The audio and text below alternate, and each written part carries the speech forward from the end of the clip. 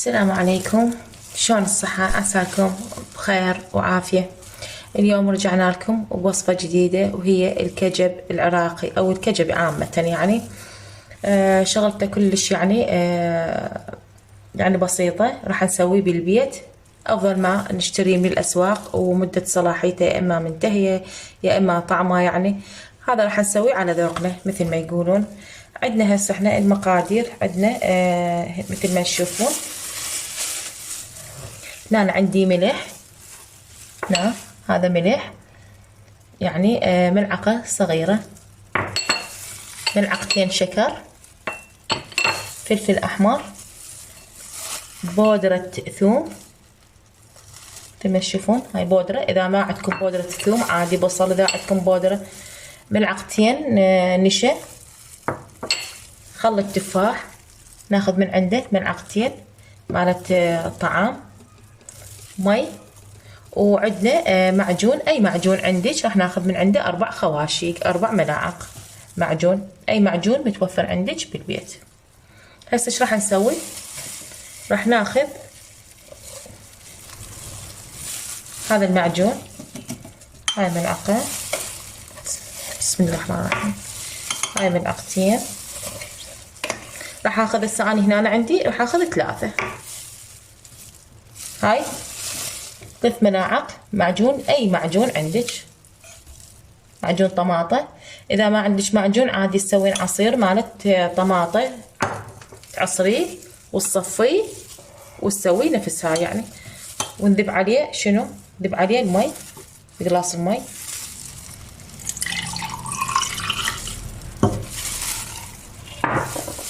اذا ما عندك قلتش معجون عادي تقدرين تسوين عصير الطماطة وتصفيه خلطة.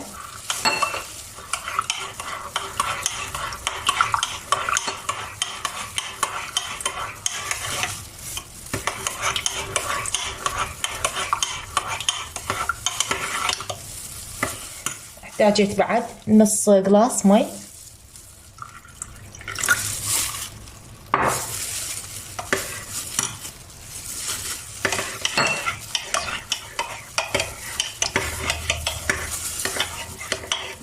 تردين تسوينه حار، انا راح اسويه طعم يعني شويه بحروره.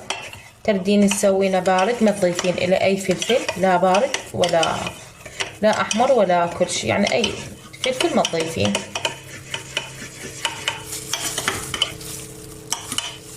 ايش راح اضيف؟ راح اضيف تقريبا ملعقتين خل التفاح. ما عندك خل التفاح اي خل عندك تضيفين عادي يصير. ما عندك خل يصير ليمون دوزي، ملح الليمون عادي هم يصير ملعقة صغيرة.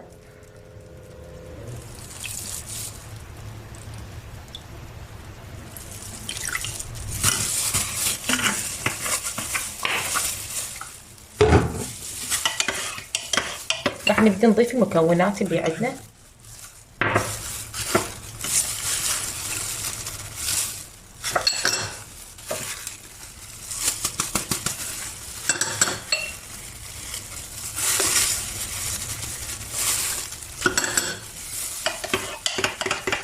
هسه ايش عندنا بقى؟ عندنا النشا، راح نعوفه النشا بعدين.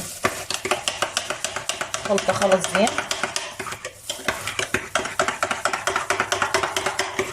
هسه ايش راح نسوي؟ راح نحطه ونخليه على النار لمدة 5 دقائق على نار هادئة،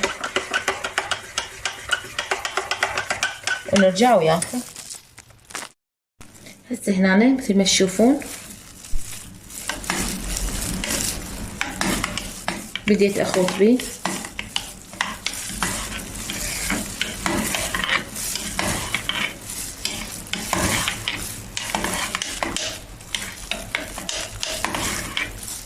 قلت لكم اذا ما عندكم خل عادي تحطوا له ليمون دوزي.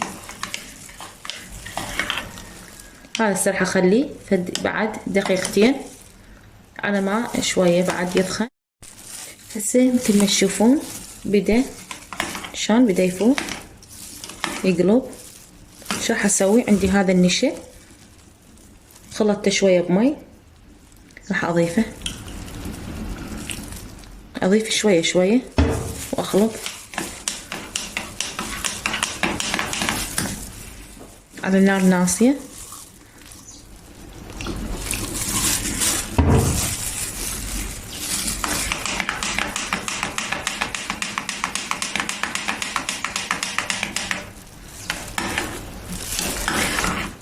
شلون صار القوام مالته؟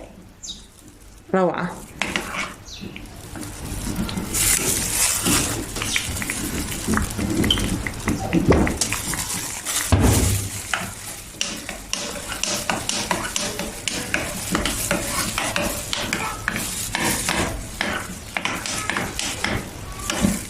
هسه نطفي النار عليه.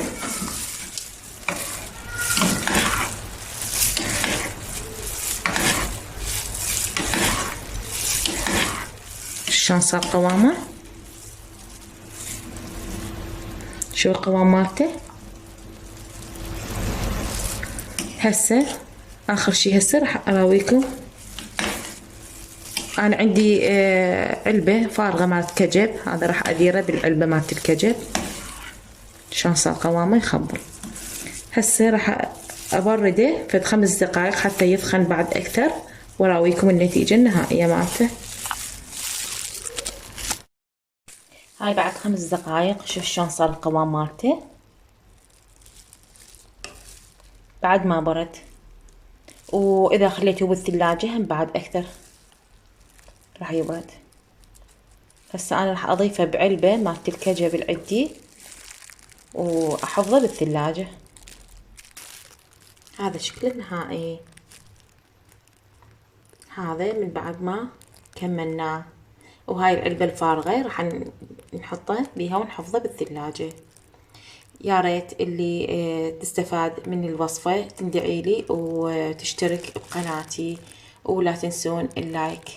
مع السلامة، نلتقيكم بوصفات أخرى.